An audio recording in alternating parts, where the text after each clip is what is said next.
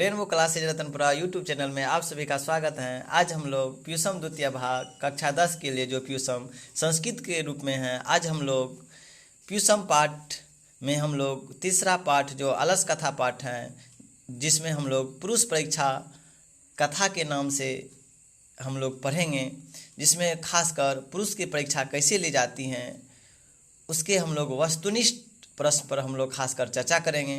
तो चलिए हम लोग शुरू करते हैं। पहला वस्तुनिष्ठ प्रश्न जो स्क्रीन पर पहले से मौजूद हैं कि अलस कथा के रचयिता कौन है। तो इस प्रश्न का पहला ऑप्शन है कालिदास, दूसरा विद्यापति और तीसरा ऑप्शन है विष्णु शर्मा और चौथा ऑप्शन है नारायण पंडित। तो इस प्रश्न का सही उत्तर देने से पहले मैं आप लोग को बता दूं कि अगर आप लोग अभी तक चैनल को सब्सक्राइब नहीं किए हैं तो सबसे पहले आप चैनल को सब्सक्राइब कर ले, बेल आइकन को दबा दें। और अगर आप लोग को वीडियो अच्छी लग रही हो तो आप वीडियो को लाइक कर दीजिए और वीडियो को शेयर भी कर दीजिए। तो इस प्रश्न का सही उत्तर है विद्यापति। अलस कथा के रचयिता कौन हैं? विद्यापति। मेरे प्रिय पाठकगण, अगर आप लोग अलस कथा पाठ अभी तक नहीं पढ़े हैं तो आप इसी चैनल पर विस्तारित रूप से आप अलस कथा पाठ भी पढ़ लें, ताकि आपका एक भी वस्तुनिष्ठ प्रश्न जो बिहार बोर्ड में कक्षा 10 के लिए 50 वस्तुनिष्ठ प्रश्न पूछे जाते हैं, उसमें से एक भी वस्तुनिष्ठ प्रश्न नहीं छूटेंगे, यह मेरा वादा है। अगर आप लोग अभी तक नहीं पढ़े हैं विस्तारित रूप से तो इसी चैनल पर जाकर सबसे पहले आप अलस कथा आप कहानी पढ़ लें। तो यह हम लोग 20 वस्तुनिष्ठ प्रश्न हैं जो बहुत ही महत्वपूर्ण हैं। आप लोग एक भी वस्तुनिष्ठ प्रश्न को मत छोड़िए और इसको ध्यानपूर्वक देखते रहिए। चलिए तो अगला वस्तुनिष्ठ प्रश्न पर चर्चा करते हैं, जो इस प्रकार है।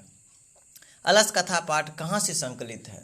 तो इस प्रश्न का पहला ऑप्शन है अग्निपुराण, दूसरा पुरुष परीक्षा और तीसरा ऑप्शन है रामायण और चौथा ऑप्शन है महाभारत। तो मैं प्रश्न को फिर से दोहरा दूं, अलस कथा पाठ कहाँ से संकलित हैं? तो इस प्रश्न का सही उत्तर है पुरुष परीक्षा। तो इसका निश्चित रूप से पुरुष परीक्षा ही उत्तर होने चाहिए, क्योंकि पुरुष परीक्षा ग्रंथ से अलस कथा पाठ ली गई हैं। तो अगला प्रश्न देखते हैं जो इस प्रकार है। वीरेश्वर मिथिला का कौन था? वीरेश्वर मिथिला का कौन था? तो इस प्रश्न का पहला ऑप्शन है राजा और दूसरा ऑप्शन है मंत्री, तीसरा ऑप्शन है राजकुमार और चौथा ऑप्शन है संतरी। तो इस प्रश्न का सही उत्तर है मंत्री। वीरेश्वर मिथिला का मंत्री था। अगला प्रश्न देखते हैं जो इस प्रकार है। मिथिला का मंत्री कौन था? मिथिला का मंत्री कौन था? तो इस प्रश्न का पहला ऑप्शन है बुद्धिवीर, दूसरा ऑप्शन है कर्मवीर और तीसरा ऑप्शन है धर्मवीर और चौथा ऑप्शन है वीरेश्वर। तो इस प्रश्न का सही उत्तर है वीरेश्वर। तो हम लोग 20 वस्तुनिष्ठ प्रश्न के इस कड़ी के दौर में धीरे धीरे आगे बढ़ते हैं। तो देखते हैं अगला प्रश्न जो इस प्रकार है। मैथिल कवि कौन था? मैथिल कवि कौन था? तो इस प्रश्न का पहला ऑप्शन है भास, दूसरा कालिदास, तीसरा विद्यापति और चौथा ऑप्शन है नारायण पंडित। तो इस प्रश्न का सही उत्तर है विद्यापति। मेरी प्रिय पाठकगण, मैं आप लोग को बता दूं कि मैथिल कवि विद्यापति को कहे जाते हैं। एक तो संस्कृत के बहुत ही अच्छे विद्वान हैं और मैथिल कवि भी विद्यापति हैं, और इसको स्वर कोकिल के नाम से, मैथिल कोकिल के नाम से भी विद्यापति को जाने जाते हैं। तो अगला प्रश्न देखते हैं जो इस प्रकार है। मैथिल कोकिल के नाम से कौन प्रसिद्ध था? मैथिल कोकिल के नाम से कौन प्रसिद्ध था? जैसे कि हम लोग अभी इस पाठ का जो ये वस्तुनिष्ठ प्रश्न है इस पर जिक्र ही कर ही रहे थे, प्रश्न आ ही गए। तो इस प्रश्न का पहला ऑप्शन है विद्यापति, दूसरा ऑप्शन है कालिदास और तीसरा ऑप्शन है विष्णु शर्मा और चौथा ऑप्शन है नारायण पंडित। मैथिल कोकिल के नाम से कौन प्रसिद्ध था? तो इस प्रश्न का सही उत्तर है विद्यापति। तो अगला प्रश्न देखते हैं जो इस प्रकार है। आलसियों को कौन अन्न और वस्त्र देते थे? तो इस प्रश्न का पहला ऑप्शन है बुद्धिवीर और दूसरा कर्मवीर और तीसरा ऑप्शन है धर्मवीर और चौथा ऑप्शन है वीरेश्वर। तो इस प्रश्न का सही उत्तर है वीरेश्वर। वीरेश्वर ही आलसियों को अन्न और वस्त्र देते थे। तो अगला प्रश्न देखते हैं जो इस प्रकार है, आलसी पुरुष कितने थे? अगर आप लोग अलस कथा पाठ पढ़े होंगे तो निश्चित रूप से इस प्रश्न का जवाब देंगे ही देंगे। तो चलिए सबसे पहले हम लोग ऑप्शन देख लेते हैं। 4 ऑप्शन कौन कौन से हैं? आप लोग के मन में उत्सुकता जग गई होगी कि इसका 4 ऑप्शन कौन कौन होंगे। तो चलिए आप लोग के पास यह मौका है इस प्रश्न का जवाब देने का। तो देखते हैं कौन कौन जवाब देते हैं। तो इस प्रश्न का पहला ऑप्शन है 2 और दूसरा ऑप्शन है 3 और तीसरा ऑप्शन है 4 और चौथा ऑप्शन है 5। आलसी पुरुष कितने थे अलस कथा पाठ के अनुसार से? तो इस प्रश्न का सही उत्तर है 4। शायद आप लोग कहानी पढ़े होंगे तो निश्चित रूप से यही आप लोग का भी उत्तर होंगे। अगर आप लोग कहानी नहीं पढ़े होंगे तो आप लोग सबसे पहले जाकर कहानी पढ़ लें इसी चैनल पर, ताकि आपका वस्तु स्पष्ट नहीं छूटे। अगर आप लोग को वीडियो अच्छी लग रही हो तो निश्चित रूप से आप वीडियो को लाइक कर दिए होंगे। अगर आप लोग को अच्छी नहीं लग रही हो तो लाइक के बगल में अनलाइक है, आप अनलाइक भी कर सकते हैं। लेकिन हम जितना हो सकते हैं हमसे हम उतना मेहनत करके आप लोग के लिए वीडियो लाते हैं। तो आप लोग का भी कर्तव्य है कि थोड़ी मेहनत मेरे लिए भी करें, ताकि हम आप लोग के लिए ऐसे ही वीडियो लाते रहें। तो चलिए हम लोग अगला प्रश्न देखते हैं जो इस प्रकार है, अलस कथा पाठ में किस महत्व का वर्णन किया गया है? तो इस प्रश्न का पहला ऑप्शन है मानव गुण, दूसरा पशु गुण, तीसरा देवता गुण, चौथा कोई नहीं। तो अलस कथा पाठ में किस महत्व का वर्णन किया गया है? तो इस प्रश्न का सही उत्तर है मानव गुण। मेरा कहने का तात्पर्य है अलस कथा में यह दर्शाया गया है कि मनुष्य को आलसी नहीं होने चाहिए। अगर मनुष्य आलसी हैं, आलसी करते हैं, तो इसका मतलब है मनुष्य का सबसे बड़ा शत्रु आलसी ही है। तो इसी कारण मानव के गुण और अवगुण को दर्शाते हैं, लेकिन खासकर मानव के गुण को निखार करते हैं अलस कथा पाठ में। कि मानव इससे मानव को समझने चाहिए कि आलस नहीं करने चाहिए मानव को। तो चलिए अगला प्रश्न देखते हैं जो इस प्रकार है, अलस कथा पाठ में किस दोष का वर्णन किया गया है? तो इस प्रश्न का पहला ऑप्शन है अर्थ, दूसरा धर्म और तीसरा आलस और चौथा ऑप्शन है कोई नहीं। तो इस प्रश्न का सही उत्तर है आलस। अगला प्रश्न देखते हैं जो इस प्रकार है, गरीबों और अनाथों को प्रतिदिन भोजन कौन कराते थे? गरीबों और अनाथों को प्रतिदिन भोजन कौन कराते थे?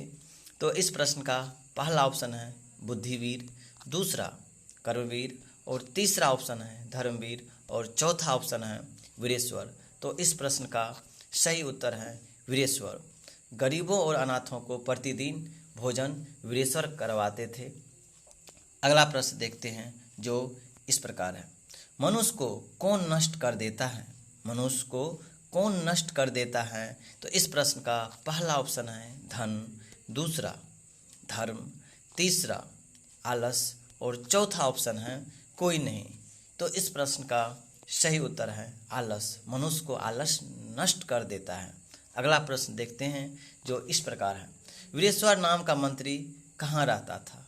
वीरेश्वर नाम का मंत्री कहाँ रहता था? तो इस प्रश्न का पहला ऑप्शन है पाटलिपुत्र में, दूसरा मिथिला में, तीसरा ऑप्शन है जनकपुर में और चौथा ऑप्शन है अयोध्या में। तो इस प्रश्न का सही उत्तर है मिथिला में। इस प्रश्न का सही उत्तर है मिथिला में। तो अगला प्रश्न देखते हैं जो इस प्रकार है, कारुणिक के बिना किसकी गति नहीं है? कारुणिक के बिना किसकी गति नहीं है? इस प्रश्न का पहला ऑप्शन है धूर्तों की, दूसरा पतितों की, तीसरा वाचालों की और चौथा आलसियों की। तो इस प्रश्न का सही उत्तर है आलसियों की। कारुणिक का अर्थ है दयावान। कहते हैं दयावान के बिना इस संसार में किसकी गति नहीं है? आलसियों की। तो 20 वस्तुनिष्ठ प्रश्न की इस कड़ी के दौर में हम लोग धीरे धीरे आगे बढ़ते हैं। तो अगला प्रश्न को देखते हैं जो इस प्रकार है, अलसशाला में लगी आग को देखकर कौन भाग गए? तो इस प्रश्न का पहला ऑप्शन है धूर्त, दूसरा आलसी, तीसरा अधिकारी और चौथा ऑप्शन है नौकर। इस प्रश्न का सही उत्तर है धूर्त।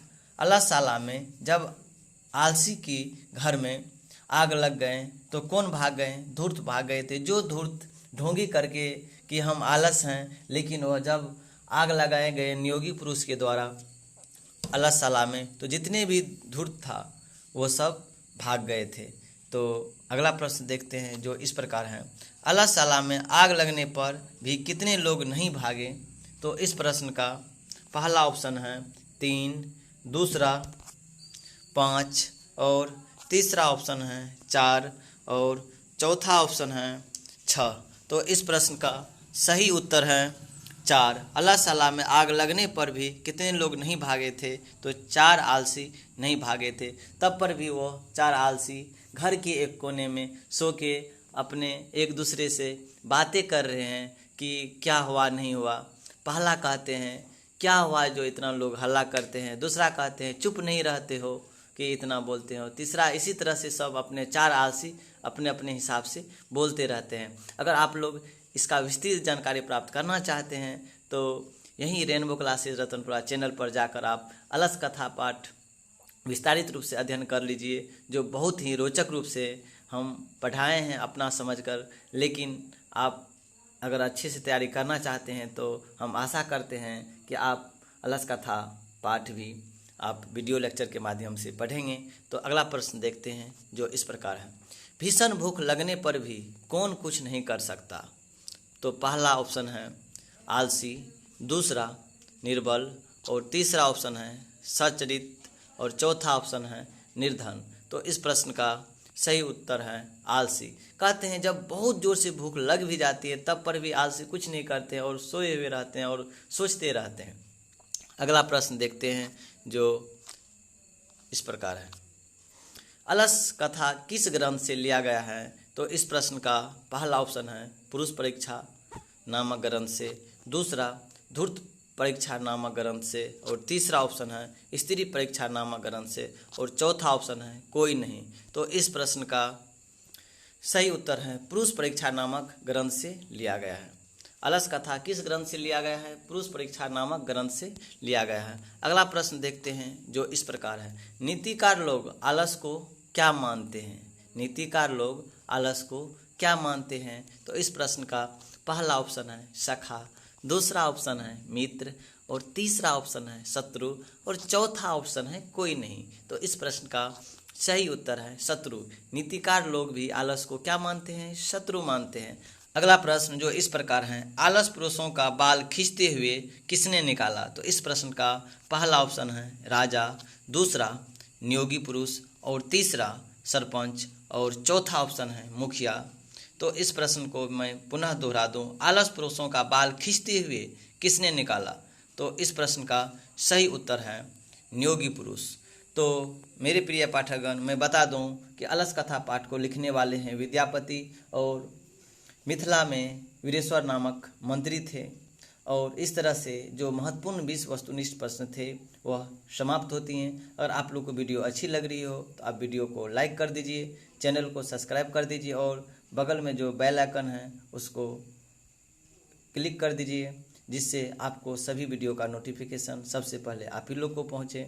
तो इस तरह से यह पाठ समाप्त होती हैं।